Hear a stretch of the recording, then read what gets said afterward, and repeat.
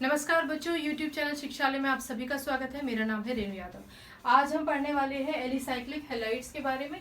Alicyclic halides में आगे बढ़ने से पहले जान लीजिए कि एलिसाइक्लिक क्या होता है। देखो, अगर कार्बन कार्बन रिंग या फिर साइक्लिक फॉर्म में एक पैटर्न बना लें, केवल कार्बन और कार्बन के एटम्स अगर एक रिंग या साइक्लिक फॉर्म में कोई पैटर्न बना लेते हैं तो आप उसको एलिसाइक्लिक बोलते हैं।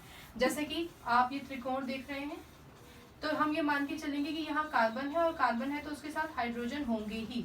अगर किसी भी रिंग में अंदर डबल बॉन्ड नहीं है तो ये मान के चलिए कि वहाँ कार्बन के साथ दो दो हाइड्रोजन जुड़े हैं। सिमिलरली ये देखिए, ये ब्यूटेन का एक एग्जाम्पल है, प्रोपेन ब्यूटेन।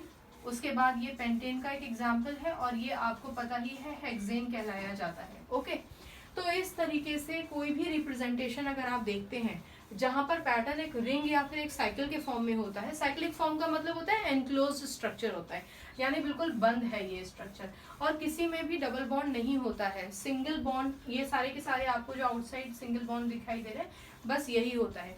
तो ये आपका कहलाया जाता है एलिसाइक्लिक। याद रखिए कि एलिसाइक्लिक एरोमेटिक नहीं होते हैं, they are not aromatic. Okay, Huckel's rule भी फॉलो नहीं करते हैं। अब इनमें से एक एग्जाम्पल हम ये ले लेते हैं। आप ये बात बहुत अच्छे से जानते हैं, साइक्लोहेक्सेन हम इसको बोलते हैं, और आप ये बात अच्छे से जानते हैं कि अगर आपको ये रिंग दिखाई देती है तो यानी कि हर एक पोजीशन पर, इस नोक पर, हर एक एच पर आपके पास एक हाइड्रोजन, दो हाइड्रोजन और एक कार्बन है, यानी कि हर एक कार्बन की वैलेंसी, चारों की चारों वैलेंसी सेटिस्फाई होंगी। ये वाला कार्बन देखो, दो तरफ से हाइड्रोजन से जुड़ा है और दो तरफ से कार्बन से जुड़ा है, यानी उसकी वैलेंसी सेटिस्फाइड है। यानी जितने भी कार्बन इस रिंग में हैं वो सारे के सारे sp3 हाइब्रिडाइज्ड हैं। हम जो क्लासिफिकेशन पढ़ रहे हैं ना हेलोएल्केन हेलोएरीन्स का, वो जो क्लासिफिकेशन है, इस क्लासिफिकेशन में एल्काइल एलिसाइक्लिक हैलाइड्स भी उस sp3 हाइब्रिडाइज्ड कंपाउंड्स के ही अंडर आते हैं।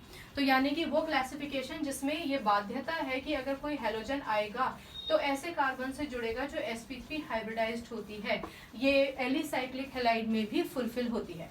मान लो कि इनके किसी भी हाइड्रोजन को रिप्लेस करके कोई भी हैलोजन आ जाता है। क्लोरीन ही एग्जाम्पल ले लेते हैं। X is a general representation for all the halogens। तो एक क्लोरीन ले लेते हैं हम। तो ऐसी स्थिति में आपके पास सिर्फ एक क्लोरीन आता है। इस रिंग को आप कुछ इस तरह से भी दिखा सकते हैं। ये जरूरी नहीं होता है कि हम कार्बन और हाइड्रोजन को ऐसे स्प्रेड करके दिखाएं। नहीं, अगर आप सिर्फ एक रिंग दिखाते हैं तो इसका मतलब है कि इसमें ऑलरेडी इस जगह पे कार्बन है और उसके पास दो दो हाइड्रोजन है।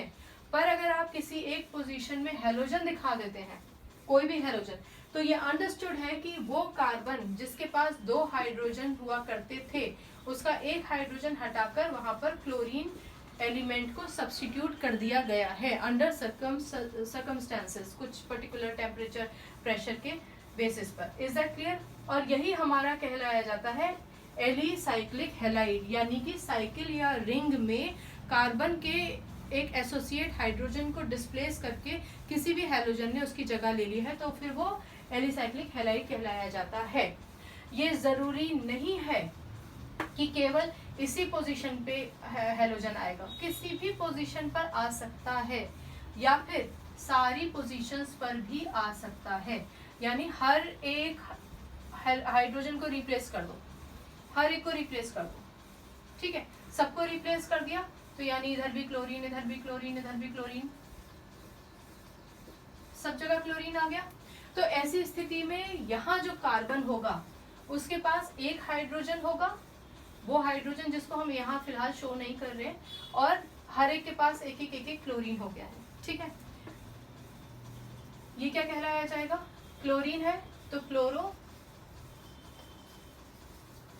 साइक्लो हेक्सेन, ठीक है। किसी भी इसको पोजीशन देने की जरूरत नहीं है 1 2 3 4, लेकिन यहाँ पर अगर आपसे पूछा जाए कि इसको क्या नाम देंगे तो कोई भी नंबर ले लीजिए, कहीं से भी स्टार्टिंग कर दीजिए, गिनती की यहाँ से करते हैं 1 2 3 4 5 6, तो 1 2 3 4 5 6, ठीक है।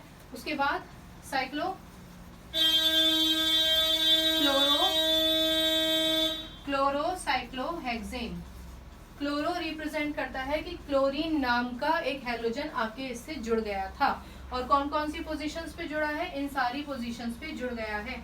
क्लोरोसाइक्लोहेक्सेन इसका नाम हो जाएगा, क्योंकि यहाँ पे केवल एक इकलौता क्लोरीन जुड़ा था, इसलिए इसको नंबरिंग देने की 1 2 3 देने की जरूरत नहीं है।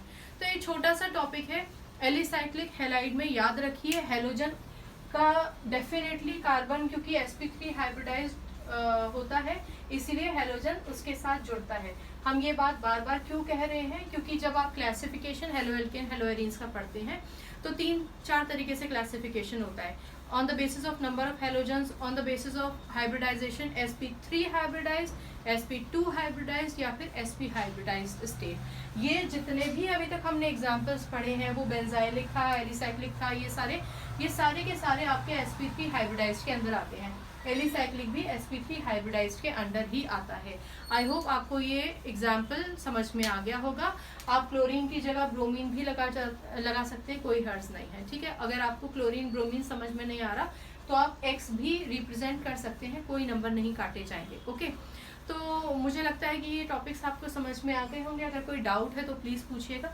ये एक छोटा सा टॉपिक था क्लासिफिकेशन का, वो हिस्सा जहाँ पर हम उन कंपाउंड्स की बात कर रहे हैं हेलोएल्केन हेलोएरीज जो sp3 हाइब्रिडाइज्ड कार्बन एटम से बॉन्डेड होने की संभावना रखना चाहिए। ओके, चलिए इस टॉपिक में इतना ही। अपना ख्याल रखिए, खुश रहिए, आपकी जय हो। इतना अपने अंदर शक्ति रखिए कि आप ऐसा काम ज़रूर करें। केमिस्ट्री से अपनी केमिस्ट्री अच्छी बनाइए, शिक्षालय आइए। नमस्कार।